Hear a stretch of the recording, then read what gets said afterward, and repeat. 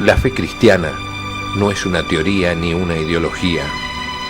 La fe cristiana es el camino para conocer y amar a una persona que vive, a Jesucristo.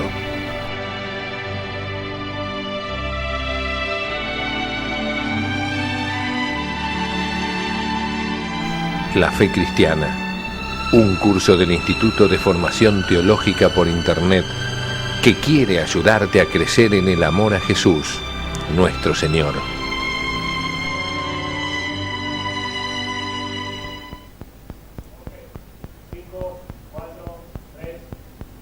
En nombre del Padre, y del Hijo, y del Espíritu Santo. Amén. Queridos hermanos, bienvenidos a una nueva clase de nuestro curso La Fe Cristiana, un curso del Instituto de Formación Teológica por Internet. Hoy, y el próximo programa, si Dios quiere también, cabalgaremos por la historia de la Iglesia. Y digo cabalgaremos porque en una hora, en fin, cada programa dura una media hora aproximadamente, hablar de toda la historia de la Iglesia, la verdad es que hay que tener coraje, ¿no?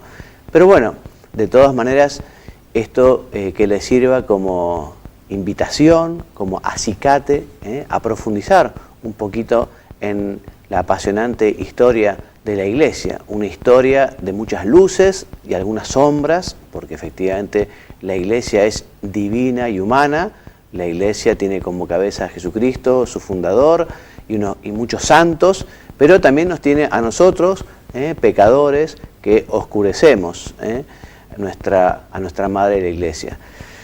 El saber historia nos ayuda a conocer nuestro pasado y nos ayuda también a corregir nuestros errores. Vamos a ver cómo efectivamente una de las características de nuestra Madre de la Iglesia es que de los momentos de crisis y crisis importantes, justamente por esa ayuda del Espíritu Santo y por esa promesa de que la barca de Pedro no naufragará, la Iglesia ha salido prontamente de esos momentos difíciles. Muy bien, entonces arrancamos diciendo que por voluntad de Cristo la Iglesia continúa manteniendo su presencia aquí en la tierra, su presencia en la historia humana. Todos recordamos el capítulo 28 de San Mateo, cuando nuestro Señor, a punto de subir a los cielos, deja como si fuera su último testamento, ¿no? Ir por todo el mundo y anunciar el Evangelio y bautizar a los hombres en nombre del Padre y del Hijo y del Espíritu Santo. Yo estaré con vosotros, yo estaré con ustedes todos los días hasta el fin del mundo. Así que es un privilegio poder gozar justamente de la compañía y de la protección de nuestro Señor. Por eso quien viera la historia de la Iglesia de una perspectiva meramente humana se equivocaría, porque efectivamente la Iglesia tiene un aspecto sobrenatural que hay que tener en cuenta también para poder entender su propia historia. Recordamos entonces que nuestro Señor invita a los apóstoles a que vayan por todo el mundo a predicar el Evangelio y a bautizar, y allí efectivamente nuestros primeros, los apóstoles, digamos, nuestros primeros hermanos en la fe, comenzaron a dirigirse a distintos puntos del urbe y así a crear comunidades cristianas a las que les enseñaban el Evangelio, el mensaje de Jesucristo, y allí en esas nuevas comunidades dejar también algunos responsables, y así surgen los primeros sucesores de los apóstoles, los primeros obispos, que son de alguna manera los encargados de velar por esa nueva comunidad, para que efectivamente esa comunidad camine por el camino de la verdad, por el camino del Evangelio. En la historia de la Iglesia, como decíamos, hay aspectos que sorprenden a cualquier observador imparcial, a cualquiera que viera a la Iglesia durante su recorrido histórico. Un primer aspecto muy impresionante es su catolicidad, esto es, esta unidad en la Iglesia, en el tiempo, en el espacio, siempre bajo la cabeza de Pedro, siempre con el mismo Evangelio, siempre con la misma doctrina, estos 2000 años, manteniendo sus elementos fundamentales, en la unidad de fe, en la unidad de sacramentos, en esa jerarquía que es justamente quienes suceden a los apóstoles, ¿no?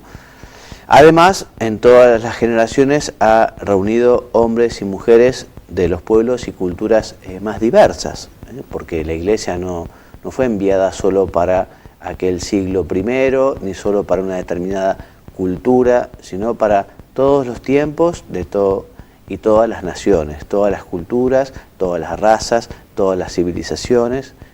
Por eso la Iglesia es misionera y está llamada a llegar con este mensaje de salvación a todos los hombres. Esta es la segunda característica de la Iglesia, ¿no? Como efectivamente, en cumplimiento del mensaje de Jesucristo, lleva el Evangelio, lleva el mensaje a todo el mundo. Ese mensaje en muchas personas ha dado abundantes frutos de santidad, en mucha gente buena, mucha gente que realmente se identificó con Jesucristo, personas que realmente vivieron esa unidad y esa vida, digamos, evangélica. Les decía que un llamativo poder de recuperación ante las crisis, a veces de mucha gravedad, es otra nota o característica de la Iglesia. Comencemos ahora entonces con la antigüedad en la vida cristiana. Hasta el año 476 fue el año de la caída del Imperio Romano de Occidente. Entonces les decía que en el siglo I se caracterizó el cristianismo por llevar el mensaje a los distintos lugares donde fueron los apóstoles.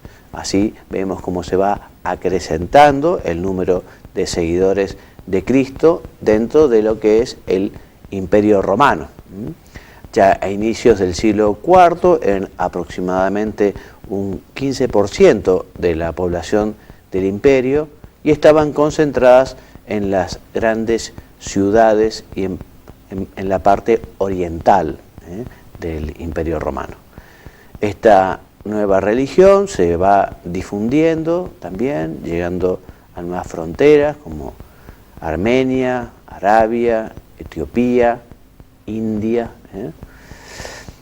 Y así esta semilla que comienza a brotar en los corazones de los hombres, comienza a padecer también la institución, la Iglesia, esta dejada por Jesucristo, persecución, graves peligros comienzan a padecer la Iglesia y los cristianos, porque los emperadores romanos ven en la Iglesia algo que podía llegar a confrontar con el poder político, ¿no? Porque la Iglesia justamente siempre ha reclamado la libertad de conciencia y el poder justamente adorar a Dios, Padre, Hijo y Espíritu Santo.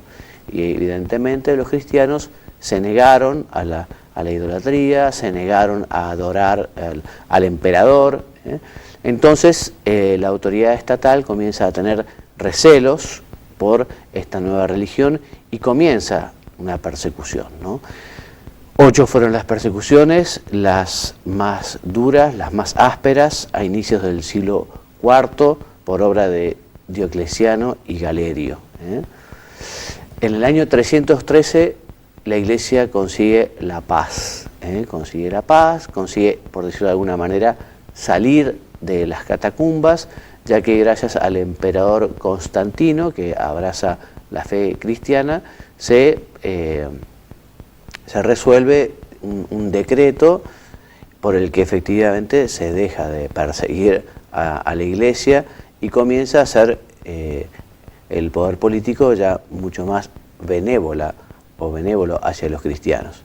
De hecho, años más tarde, en el año 379 o 395, Teodosio I convierte al cristianismo en religión oficial del Imperio Cristiano, ¿no?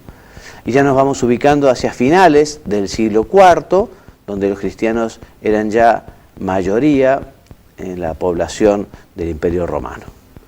También en el siglo IV comienzan algunos problemas que podríamos decir internos, ¿no? Porque efectivamente algunas personas comienzan a predicar un evangelio pero diferente al revelado por Jesucristo. Comienzan con algunas teorías que no coinciden con el mensaje de Jesucristo. Concretamente, Arrio, un presbítero de Alejandría, en Egipto, sostuvo algunas doctrinas erróneas o heréticas, como por ejemplo decir que Jesucristo no era Dios.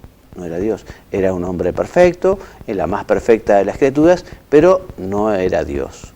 Tampoco para Arrio y sus seguidores el Espíritu Santo era Dios, ellos niegan su divinidad. Esta crisis doctrinal fue resuelta gracias a los dos primeros concilios ecuménicos, ¿no? El primero, que fue el concilio de Nicea, el segundo, el concilio de Constantinopla. Así, digamos, comienza a profundizarse en lo que es la teología, cuando justamente se predica un evangelio diferente, cuando se predica una teoría diferente, cuando se predica algo que... Entonces los obispos, que ya solos en su jurisdicción no pueden resolver aquella cuestión, entonces se juntan, se reúnen, esos son los primeros concilios, para estudiar con profundidad la cuestión y poder aclarar el tema a todos los fieles, porque evidentemente una misión importantísima de la jerarquía de la Iglesia es cuidar la verdad de Jesucristo, una verdad que no le pertenece, una verdad por la que tiene que velar, una verdad que tiene que cuidar y aclarar justamente si personas enseñan algo que no concuerda con la verdad de Jesucristo. Entonces, los dos primeros concilios, el de Nicea, el año 325, y el de Constantinopla, aclaran estos errores de Arrio. Y además de declarar también la divinidad del Espíritu Santo, crean, por decirlo de alguna manera, el primer credo, esa enumeración de las verdades de fe, ¿no? El credo niceno-constantinopolitano, el credo que rezamos actualmente en la misa, tiene su origen en estos dos primeros concilios, en los cuales efectivamente enunciamos las verdades dogmáticas, las verdades de fe más importantes de la fe cristiana. Ustedes recordarán, ¿no? Creo en Dios Padre Todopoderoso, Creador del cielo y la tierra, en Jesucristo, su único Hijo, nuestro Señor, que fue concebido por la gracia del Espíritu Santo, etc., ¿no? Ese credo que nosotros rezamos habitualmente tiene su origen en los primeros concilios, concilios ecuménicos, los primeros concilios en los que se reúnen la mayoría de los obispos, sucesores de los apóstoles.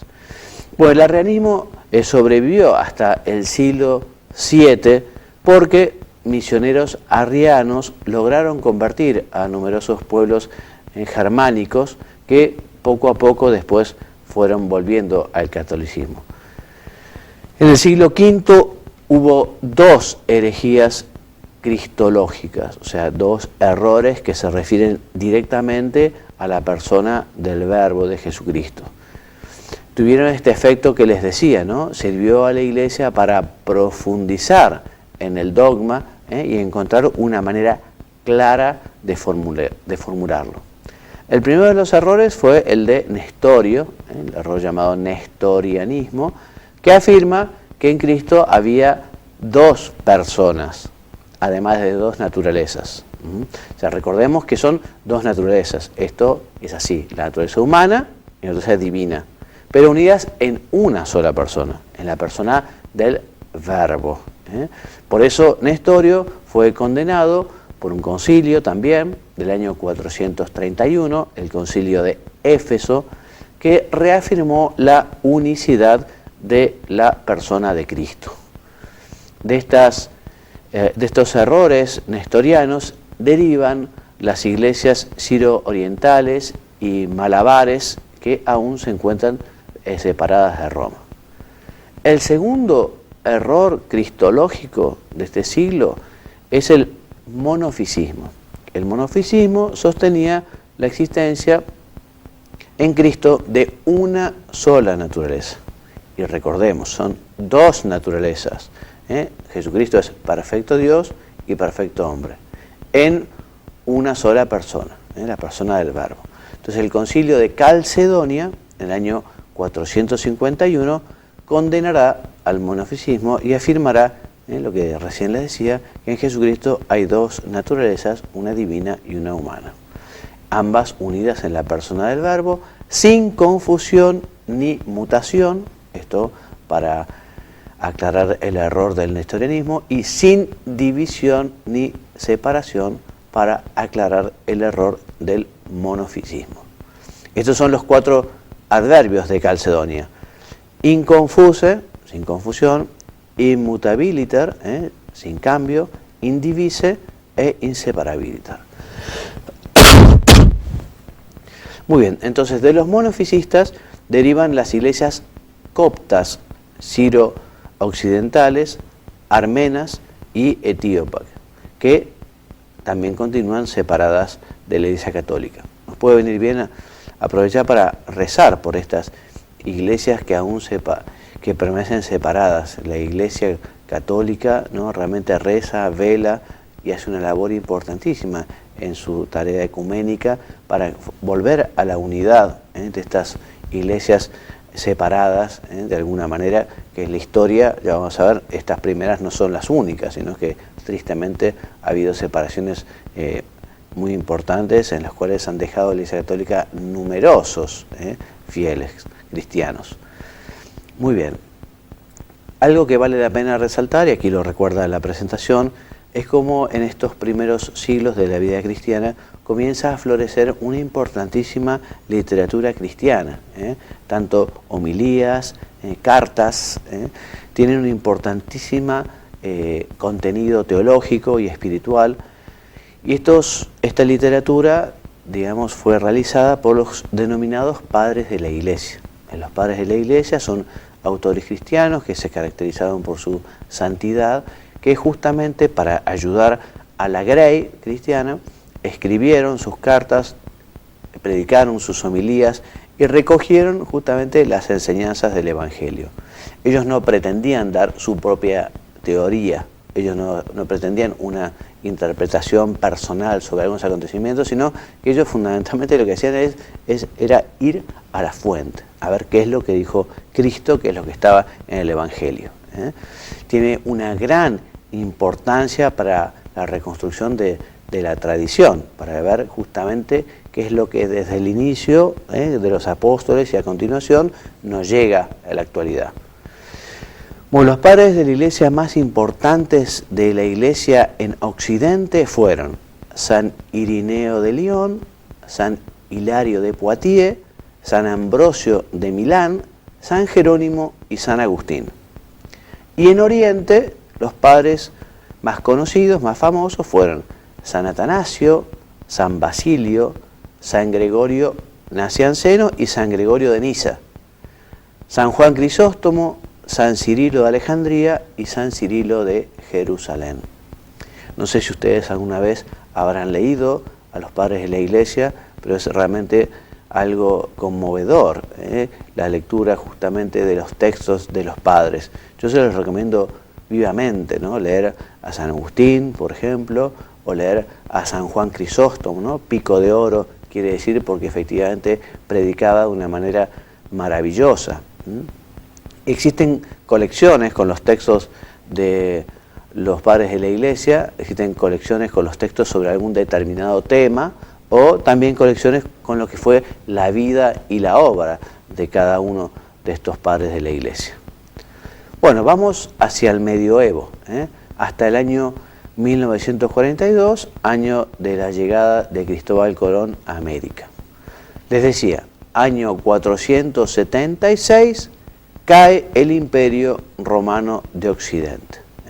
Fue invadida por una serie de pueblos germánicos, algunos arrianos, otros paganos, una invasión que efectivamente fue a lo largo también del tiempo, y por eso la Iglesia a partir de este momento lo que comienza a hacer es a predicar y a buscar la conversión de estos nuevos pueblos, que una vez convertidos también la Iglesia continúa con los eslavos, con los escandinavos, los magiares, y así llegamos hasta el año 1000, lo que llamamos el Alto Medioevo, que fue un periodo difícil para el continente europeo, por la situación violenta, política y social, un empobrecimiento cultural importante, una regresión económica debido justamente a estas continuas invasiones, ¿no?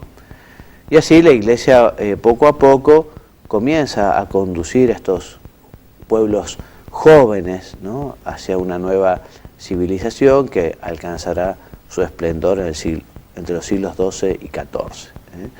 Siglo VI, algo para tener muy en cuenta, es el nacimiento del monaquismo benedictino.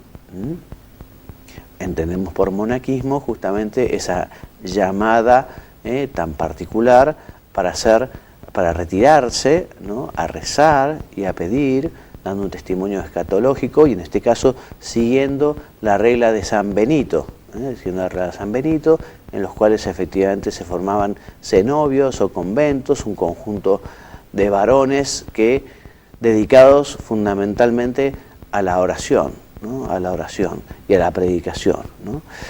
Y así en estos lugares, en torno a estos monasterios, se convierten en islas, así por llamarlo de alguna manera, de paz, tranquilidad, cultura, prosperidad.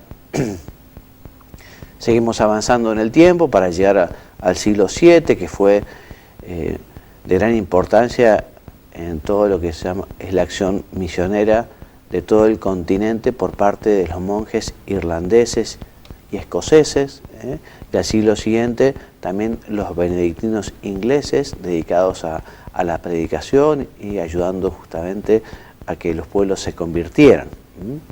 En este último siglo terminó la etapa de la patrística, y los últimos padres de la Iglesia fueron San Juan Damasceno en Oriente y San Beda el Venerable en Occidente. Bueno, y nos encontramos ya en el siglo VII, VIII. Allí, digamos, nace la religión islámica. Esto es en Arabia, tras la muerte de Mahoma. Los árabes se lanzaron a una serie de guerras de conquista que las condujeron a constituir un vastísimo imperio, ¿no? Y entre otros subyugaron a pueblos cristianos en el norte de África, en la península ibérica, y así separaron el mundo bizantino del latino germánico.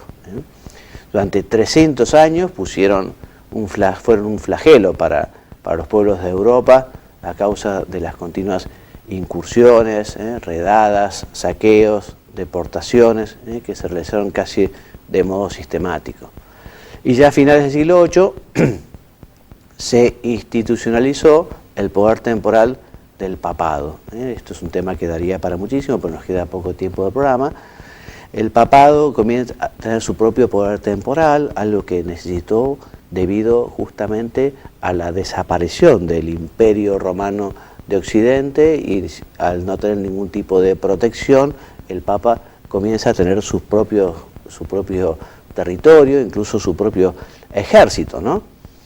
Con el tiempo los papas se dieron cuenta de que un limitado poder temporal era eficaz para tener una independencia de los otros poderes políticos, ¿no? Ya el año 800 el Papa corona a Carlomagno y surge este nuevo imperio, Sacro Imperio Romano de Occidente, ¿no? Bueno, evidentemente así nace un Estado que ya tiene, un Estado católico que tiene aspiraciones universales y que se caracterizó por una fuerte sacralización del poder político y una compleja mezcla entre la religión y la política, ¿no? Llegamos al siglo X, como ven, vamos avanzando rápidamente.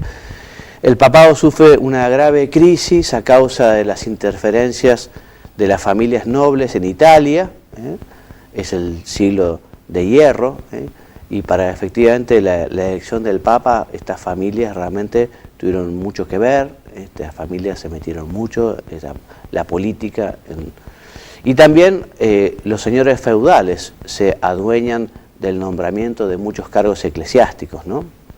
Bueno, de este periodo de decadencia, en el siglo XI, surge una reforma, la reforma gregoriana, que viene a tratar de resolver la cuestión esta de las investiduras, esto es, de los nombramientos, de los cargos eclesiásticos, de los obispos sobre todo, ¿no? Y así se consigue recuperar amplios espacios de libertad respecto del poder político. En el año 1054, el patriarca de Constantinopla, Miguel Celulario, realizó la definitiva separación de los griegos de la Iglesia Católica, es lo que se llama el cisma de Oriente, un problema político que ya venía desde hace bastante tiempo, del siglo XV, justamente por la interferencia de los emperadores, lo que se llamó el césaropapismo. Al final termina esta ruptura con Miguel Celulario. Y así este cisma afectó a todos los pueblos dependientes del patriarcado y hasta ahora afecta a los búlgaros, a los romanos, a los rumanos, a los ucranianos, a los rusos y a los serbios, ¿no? Bueno, y vamos a dejar un poquito acá porque ya se nos acabó el tiempo, y vamos a continuar, si Dios quiere, en nuestro próximo programa, en este tema que es la historia de la Iglesia, dentro del marco de nuestro curso La Fe Cristiana. Me despido enviándoles la bendición, que Dios los bendiga y los haga muy santos. Amén.